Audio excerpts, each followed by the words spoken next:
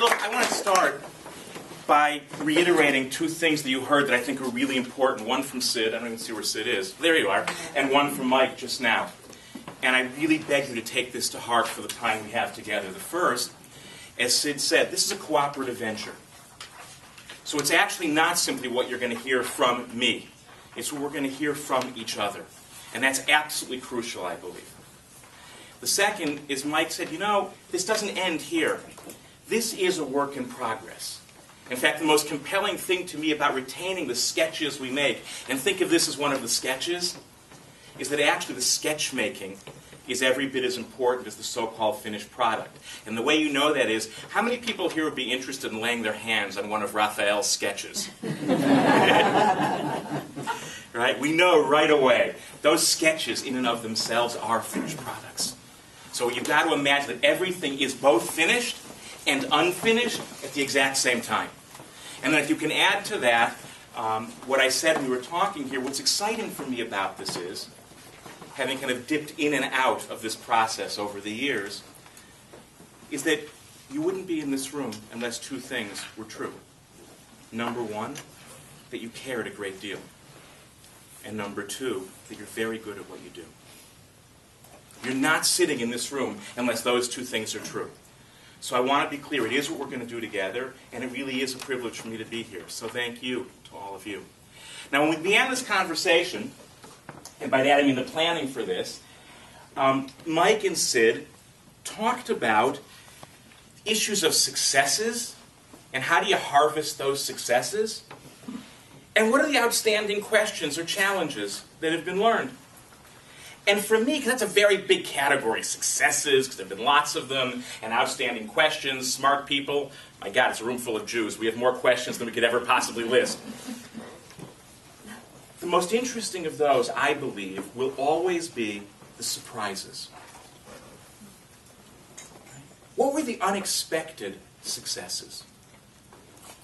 What were the unanticipated questions that arose for you in going through this process? Because we're trained, all of us, to look for what we're expecting to see. It actually takes a lot of effort to open ourselves to surprise.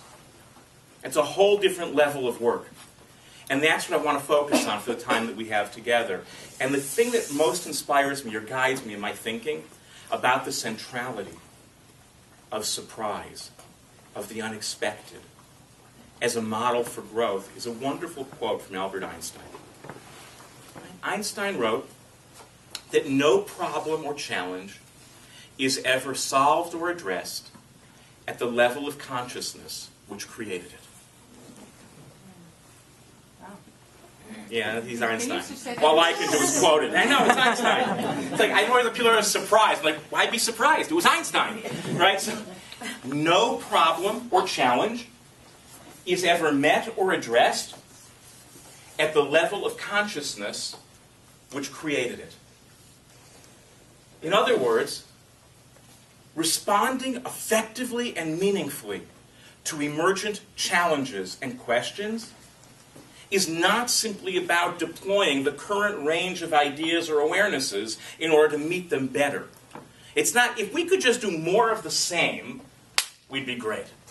By definition, it is that which is unknown, unanticipated, and unexpected, which is necessary to address the big questions and challenges that we face. Right?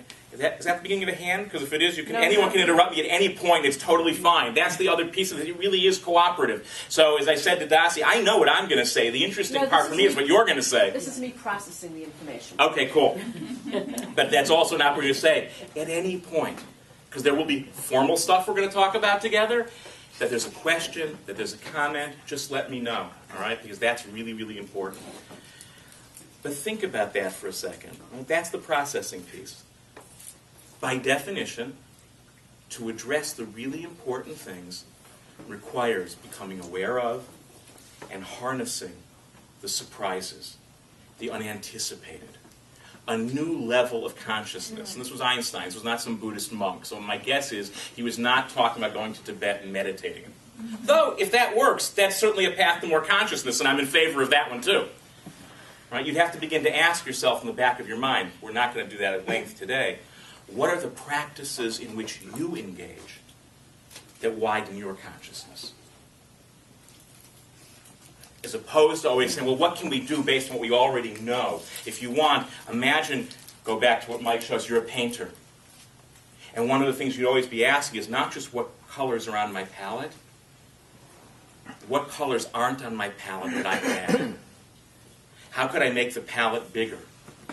Because the more that expands, the more capable you are to address those issues. And of course, for us, that's also a very ancient story.